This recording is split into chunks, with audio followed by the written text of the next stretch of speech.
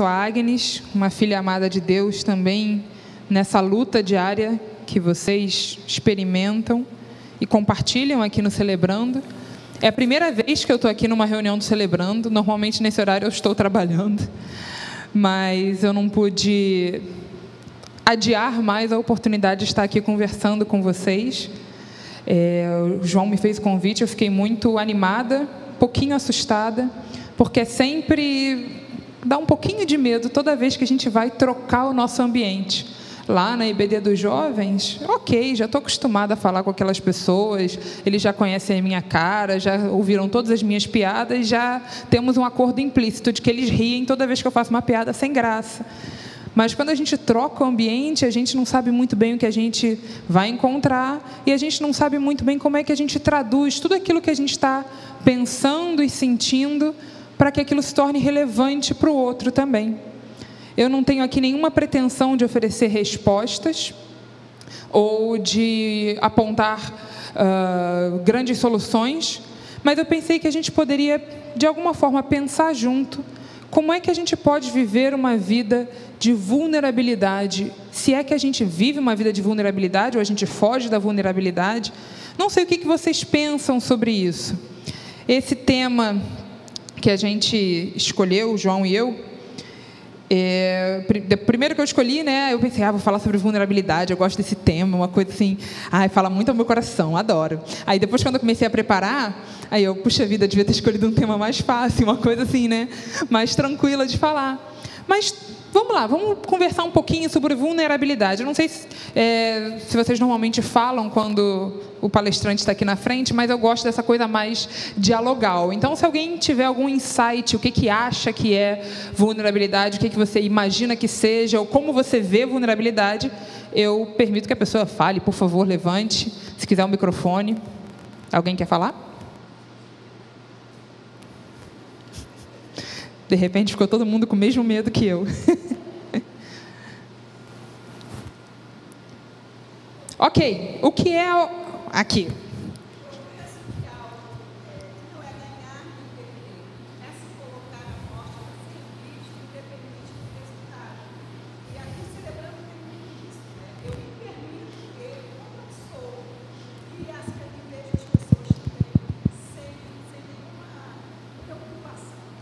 Não é ganhar nem perder, mas é me colocar à mostra como eu sou. Gostei dessa sua definição.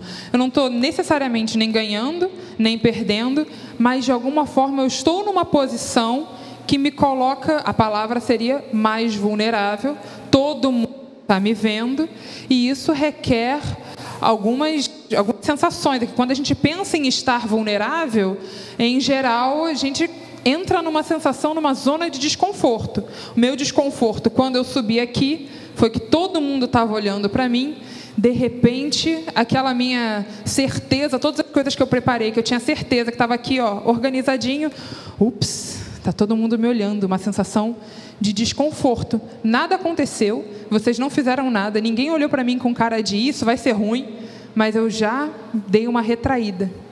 Minha mãe viajou hoje e me deixou cuidando do gatinho dela. Ela tem um gatinho de 4 meses.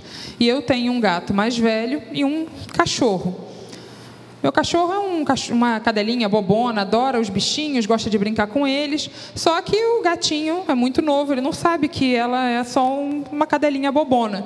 Toda vez que ela chega perto dele, ele se retrai, fica bem paradinho para ver se ela não faz nada e fecha o olho. Quantas vezes, diante de uma situação ameaçadora, não é isso que o nosso coração faz também? A vulnerabilidade é um desafio de colocar o nosso coração à mostra, e isso significa, em vários momentos também, o desafio de se permitir sentir e ferir.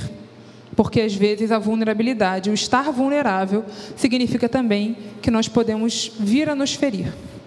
Para quem não me conhece, já falaram meu nome, sou Agnes. Também sou historiadora, que significa basicamente que você pega um monte de coisas que ninguém mais importa, não importa mais para ninguém, uns fatos do passado que as pessoas acham que não é mais importante, e você tenta dar uma roupagem para aquilo parecer uma coisa interessante. Então, você conta uma história a partir de alguma coisa que aconteceu e que talvez não faça mais sentido para ninguém. Você tenta traduzir aquilo em algo que faça algum sentido. Eu tenho uma irmã mais nova e ela sempre diz para mim que a qualidade da palestra é a qualidade das histórias que você conta. Que você fica falando um monte de coisas, as pessoas não lembram de nada. Então, você tem que contar boas histórias. Pensei, vou tentar contar algumas boas histórias para as pessoas lembrarem do que eu estou falando aqui. Então, eu trouxe para a gente pensar algumas histórias. E a primeira história é, na verdade, a história da palavra vulnerabilidade. Mas antes disso, eu esqueci que tinha esse slide, essa é a minha epígrafe. Toda vez que a gente fala alguma coisa, a gente está partindo de um ponto. E esse ponto sou eu mesma. Como é que eu vou falar de vulnerabilidade? Da minha própria experiência, da forma como eu sinto e vejo. Quando a Margarete chegou na igreja, tinha uma fotinho do filme do Pequeno Príncipe. Ela foi lá na coisinha do som, e ela falou para mim, quando eu vi essa foto, eu sabia que você já tinha chegado. De alguma forma, isso traduz um pouquinho de quem eu sou. Não tem como a gente se desvencilhar de quem a gente é e de onde a gente parte. Nenhum homem é uma ilha. Quem disse isso foi John Donne, e depois isso foi embora, virou música, virou várias outras coisas, livro. O que vocês acham que o John Donne está querendo dizer quando ele diz que nenhum homem é uma ilha? Alguém quer arriscar?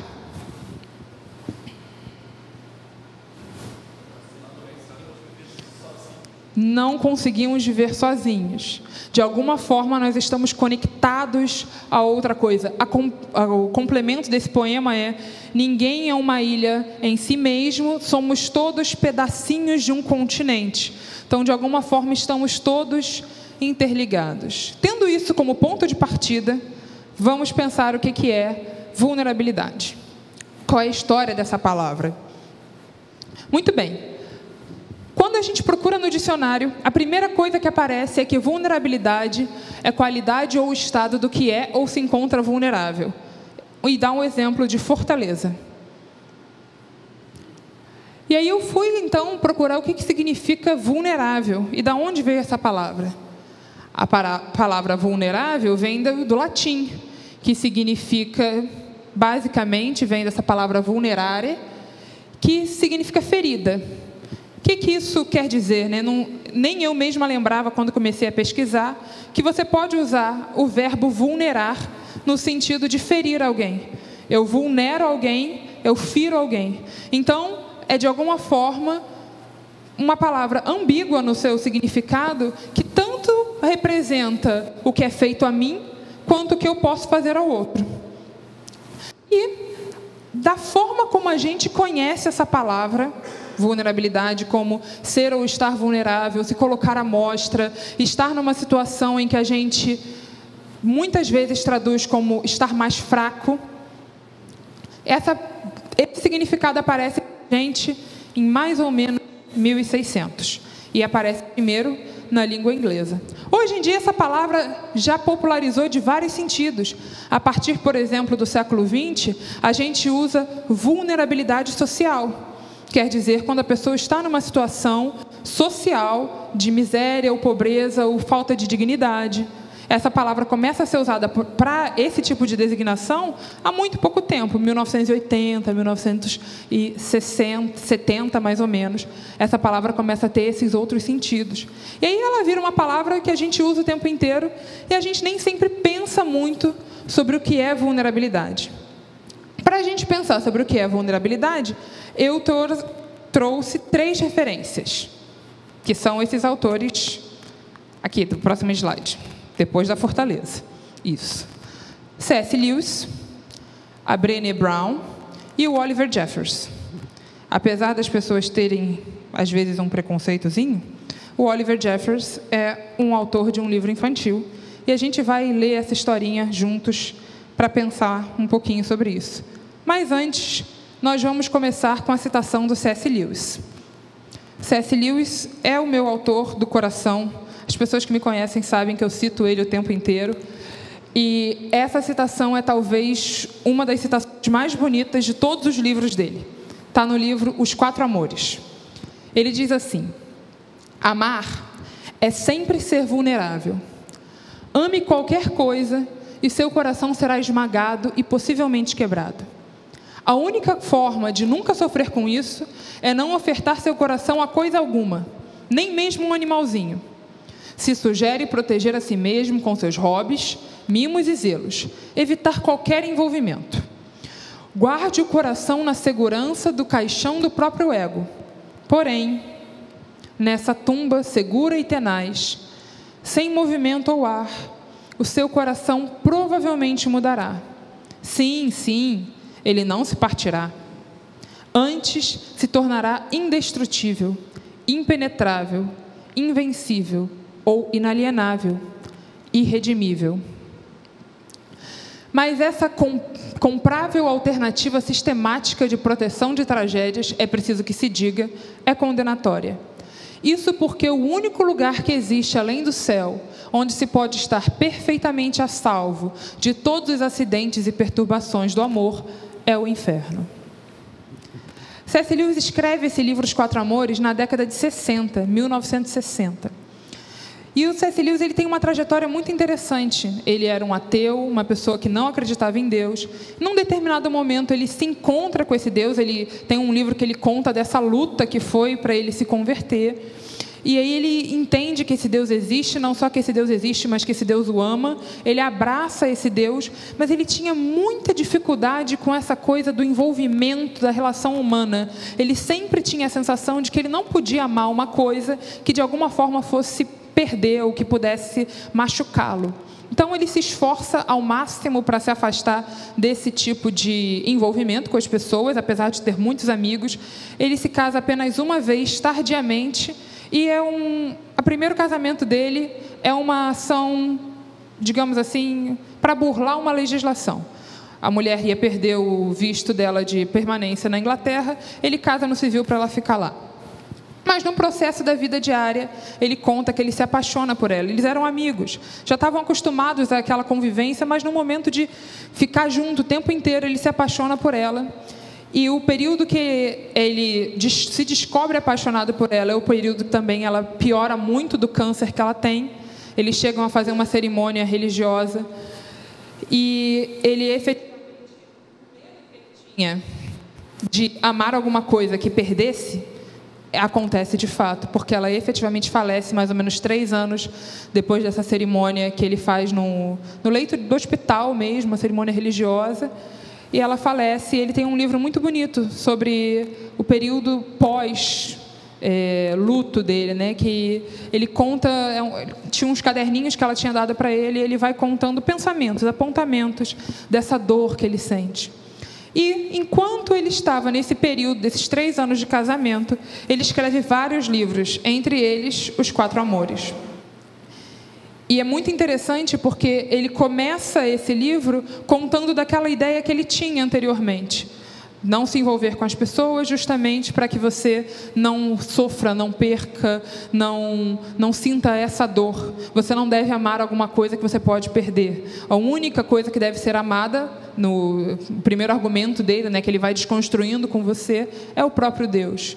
E aí, quando ele vai desconstruindo esse argumento, que ele chega nessa parte de falar da vulnerabilidade, para onde ele nos leva, né? Ele nos leva a pensar que, se por um lado nós só podemos amar aquilo que não se perde, na cabeça dele, por outro, nós amamos a Deus no processo de amar o outro.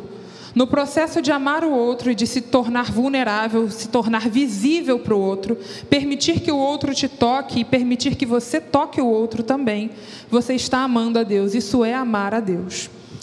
Então, para o C.S. Lewis, amar é estar vulnerável. Próximo slide. Só para a gente não esquecer. Amar é ser vulnerável. E aí eu trouxe um trechinho desse filme do Pequeno Príncipe para ilustrar um pouquinho disso que a gente está conversando aqui.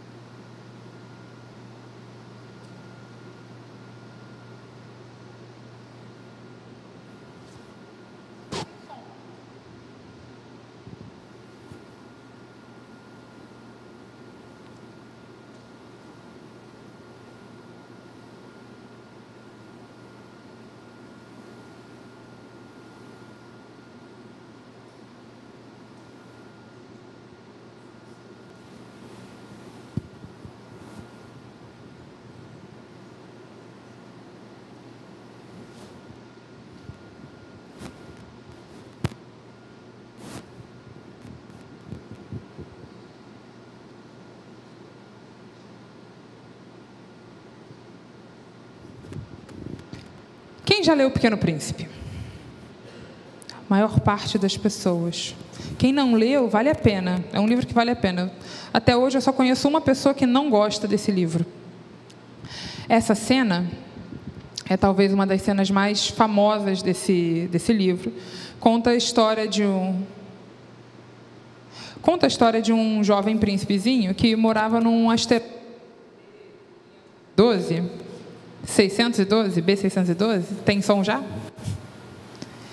E num determinado momento ele começa a viajar o universo, e ele passa por vários planetas, até que ele chega na Terra, e na Terra ele encontra uma raposa, que ensina para ele o significado de cativar. Basicamente, quando ele encontra essa raposa, ele chama, vem brincar comigo. E a raposa fala, não posso brincar com você ainda, não sei quem você é. Quem você é na fila do pão? Peraí, calma. Vamos lá, vamos com calma. A gente precisa cativar. O que significa cativar? O príncipe pergunta. Ele fala, não, olha, cativar é você criar laços. E aí você tem que vir todo dia, é preciso de rito. Você tem que vir todo dia, no mesmo horário. Por que tem que vir no mesmo horário? Porque, olha, se você vem às 4 da tarde, eu começo a ficar feliz já desde as 3. E aí, quando vai chegando a hora, eu vou ficando cada vez mais feliz até o momento que você chega. E aí eu explodo de felicidade, a gente brinca. Mas é preciso, para você ter um amigo, você não compra em loja. É preciso construir uma amizade, algo que se constrói. E aí eles efetivamente constroem essa amizade e chega o momento do Pequeno Príncipe ir embora. E quando o Pequeno Príncipe vai embora, ele conversando com a raposa, ele fala, eu não devia ter te cativado, porque agora você vai chorar. Pronto, agora tem som. Agora que eu já contei quase tudo, a gente vê a animação. E foi então que, depois de caminhar muito por areia, pedras e neve, a raposa apareceu.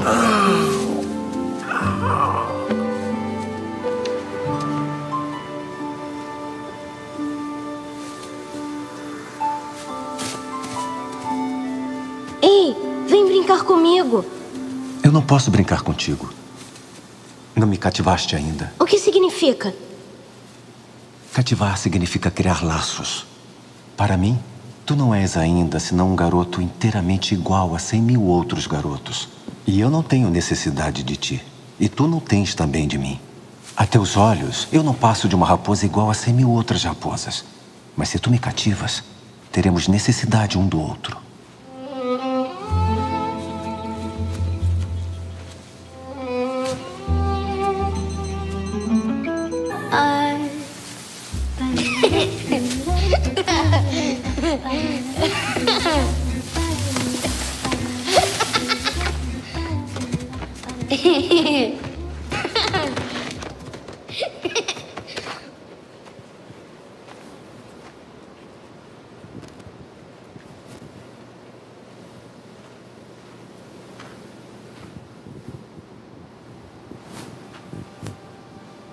Quem sois? Somos rosas.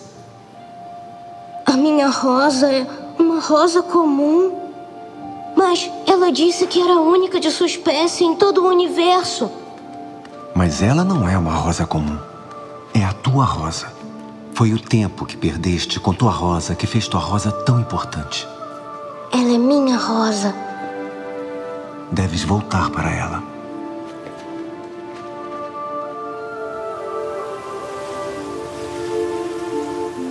Ai, não. Vai chorar.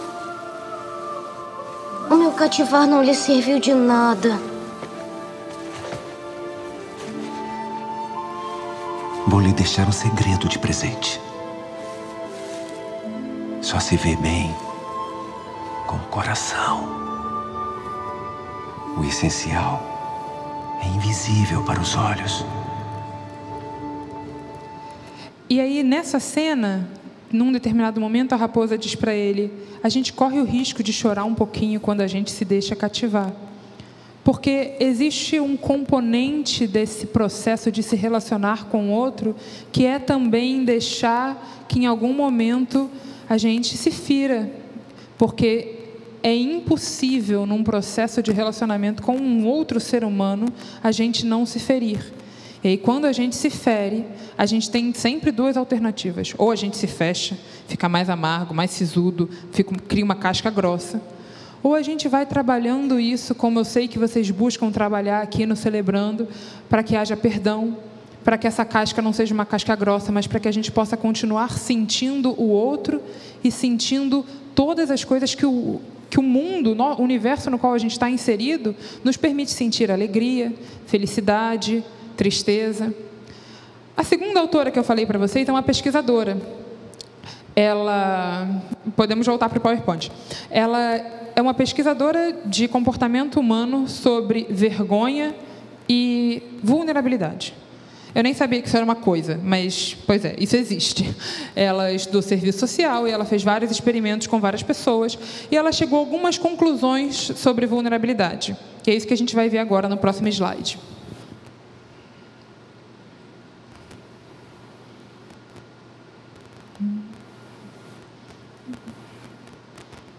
Isso. Muito bem. Para Brené Brown, a vulnerabilidade é um local de nascimento de conexões valiosas. Ou seja, ela concorda com C.S. Lewis. Não tem como a gente criar algum tipo de amizade, não tem como a gente construir uma relação de amor se a gente não partir da vulnerabilidade. A segunda coisa que ela diz é que a vulnerabilidade requer coragem. Em que sentido? Requer muita coragem você se colocar nessa posição de se mostrar, de permitir que o outro te veja e permitir que o outro faça o que ele quiser fazer com o que ele está vendo. E a gente sabe que nem sempre a gente encontra pessoas generosas. Às vezes nós encontramos pessoas más no meio do caminho, pessoas cruéis. E isso significa, por vezes, estar vulnerável a algum ataque. Mas o que ela coloca é que, se por um lado nós temos que ser astutos, por outro nós não podemos permitir que esses encontros com essas pessoas cruéis definam quem nós somos a ponto de nós nos escondermos completamente das nossas emoções. Não esconda as suas emoções, enfrente-as conscientemente. Uma outra coisa que ela fala, no próximo slide, é que nós vivemos em um mundo vulnerável. E uma das formas em que lidamos com isso é anestesiar a vulnerabilidade. E aí ela fala que no processo de anestesiar a vulnerabilidade, a gente acaba anestesiando tudo. Não tem como você só sentir as coisas boas. Se eu não quero sentir as coisas ruins, eu também não vou sentir as coisas boas. Se eu quero sentir as coisas boas, eu não tenho como não sentir as coisas ruins. Não tem como eu só sentir alegria. Não tem como eu só sentir contentamento. Em alguns momentos eu vou ter que sentir tristeza. Em alguns momentos eu vou ter que sentir dor. Porque esse é o processo do sentimento, esse é o processo do estar vulnerável. Eu não tenho como me colocar no mundo para sentir só o que eu gosto de sentir. Eu preciso me colocar no mundo para sentir também as coisas ruins e difíceis. E aprender a lidar com elas e elaborá-las de forma criativa. E aí ela coloca, ainda antes, que a gente deve abraçar a nossa vulnerabilidade. Ela criou um termo para as pessoas que abraçam a sua vulnerabilidade. Ela fala que são pessoas que têm um coração pleno. Elas não têm medo de abraçar essa vulnerabilidade, sentir tudo que tem que sentir, sofrer, chorar em alguns momentos, mas também sentir muita alegria, sentir muito pertencimento nesse processo de abraçar esse ser e estar vulnerável. E o nosso último autor, que é uma inspiração, é o Oliver Jeffers. Eu trouxe um livrinho dele para a gente ler junto. E aqui as ilustrações estão aqui. Eu vou pedir ao Neto para ir passando conforme eu for lendo a historinha. Tá bom? Era uma vez uma menina bem parecida com as outras, cheia de curiosidades sobre o mundo. Ela refletia sobre as estrelas, admirava-se com o mar e adorava descobrir coisas novas.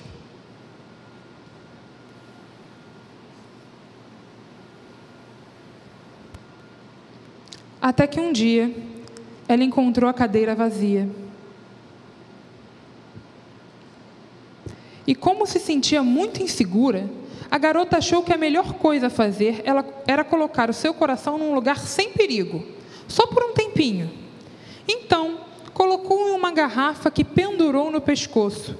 E isso pareceu consertar as coisas em um primeiro momento. Mas, na verdade, nada ficou igual. Ela se esqueceu das estrelas, parou de prestar atenção no mar. Ela deixou de ser cheia de curiosidades sobre o mundo e já não prestava mais muita atenção em coisa nenhuma, a não ser em como tinha ficado pesada e esquisita a garrafa. Mas pelo menos o seu coração estava salvo. Talvez nunca tivesse ocorrido à garota o que fazer se ela não tivesse encontrado alguém, uma criança, curiosa em relação ao mundo como ela mesma já havia sido. Pois houve um tempo em que a garota saberia responder à criança, mas não agora, não sem o seu coração. E foi bem nessa hora que ela decidiu resgatá-lo da garrafa.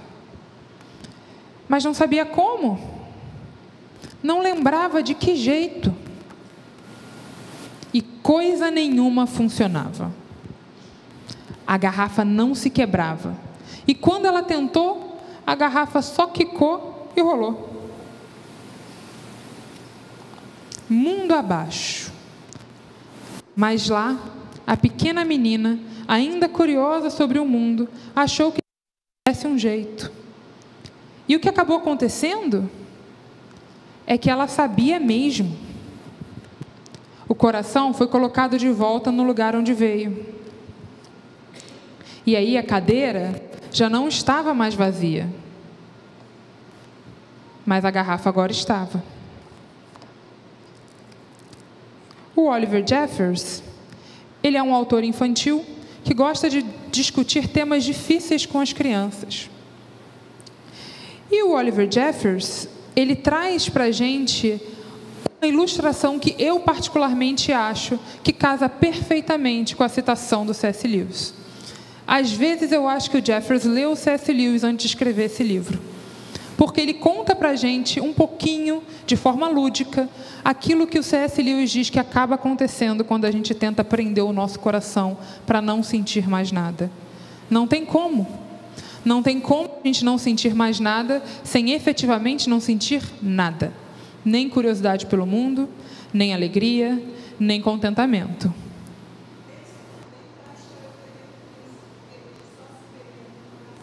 É verdade. Também casa perfeitamente com essa citação. Não tem como a gente enxergar bem se a gente não estiver usando todo o nosso coração. E aí, a última história que eu queria compartilhar com vocês está lá na Bíblia, em João 11. João 11 conta a história da morte de um dos grandes amigos de Jesus.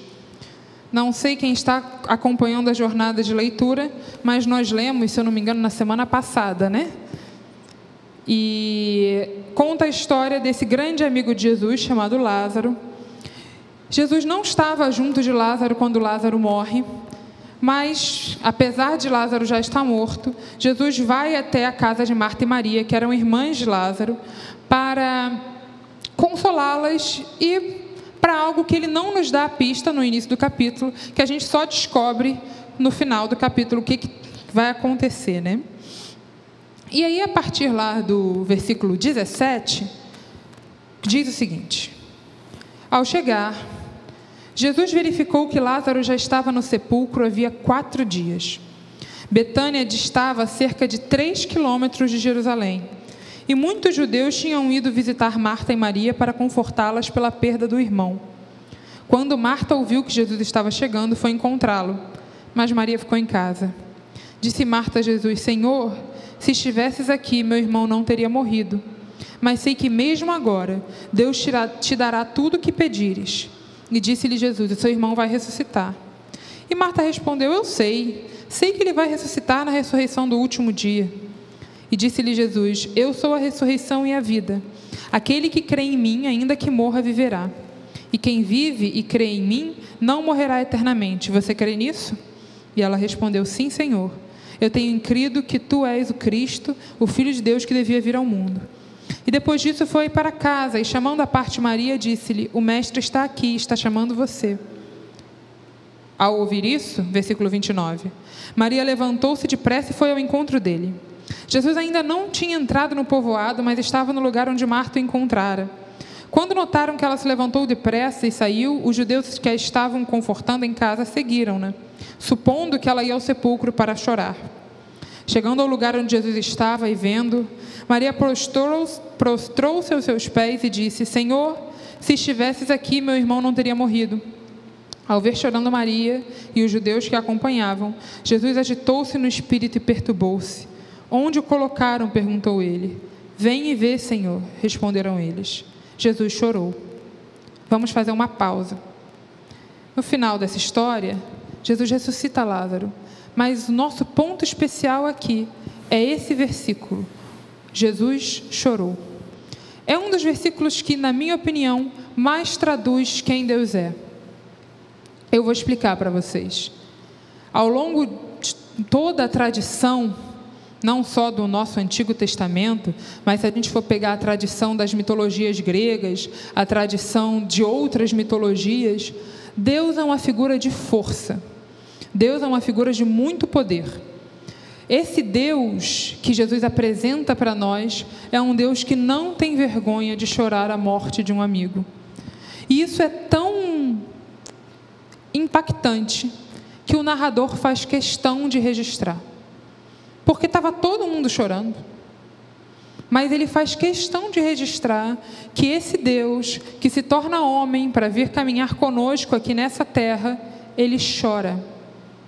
Ele sangra e ele chora. Esse é um Deus que não tem medo de abraçar o outro e permitir que o outro o toque a ponto de chorar essa morte. A ponto de chorar o fato daquele amigo não estar mais ali. Jesus sabia o que ia acontecer, Jesus sabia que esse homem ia ressuscitar. Isso não significa que ele não tenha ali, naquele momento, se permitido chorar. Há alguns anos atrás, eu ouvi uma palestra e o pastor que estava pregando, ele comentou: as pessoas, elas perderam a capacidade de se emocionar. A gente vai ficando cada vez mais insensível para as coisas que acontecem no mundo. E eu parei para pensar sobre aquilo que ele tinha falado, assumi aquilo como uma crítica para a minha vida e comecei a pensar se eu realmente fazia aquilo. E tentei encarar o mundo de outra forma, chorar mais. Esse pastor falou explicitamente: não se furte de chorar pelas notícias ruins que você receber. E aí eu comecei a fazer isso, num exercício. Às vezes era uma notícia de jornal. Quando a gente lê o jornal, é uma notícia pior que a outra. Então, tem algumas que realmente tocam o coração e eu me permitia sair do lugar onde eu estava e efetivamente chorar. Mas, pouco depois de eu ter escutado isso, eu, na época, ainda trabalhava numa organização social, na qual dava aula e era coordenadora pedagógica. E eu soube que um aluno meu tinha falecido. É muito comum, eu sei, pessoas em vulnerabilidade social falecerem. Esse meu aluno era uma mulher trans, era um homem trans, perdão, e foi assassinado na Quinta da Boa Vista. E encontraram o corpo. E alguém me contou dessa forma essa notícia: ah, foi fulano? Então, morreu. Aí eu: como morreu? Ah, morreu, mataram. E aí? Não, acharam um corpo lá num lago, no Quinta da Boa Vista. Não, minha filha, roubaram o corpo, inclusive, do IML, a mãe não conseguiu chorar o morto, uma tristeza. Inclusive, ontem eu vi o jogo, e foi assim que ela me contou essa notícia, era minha colega de...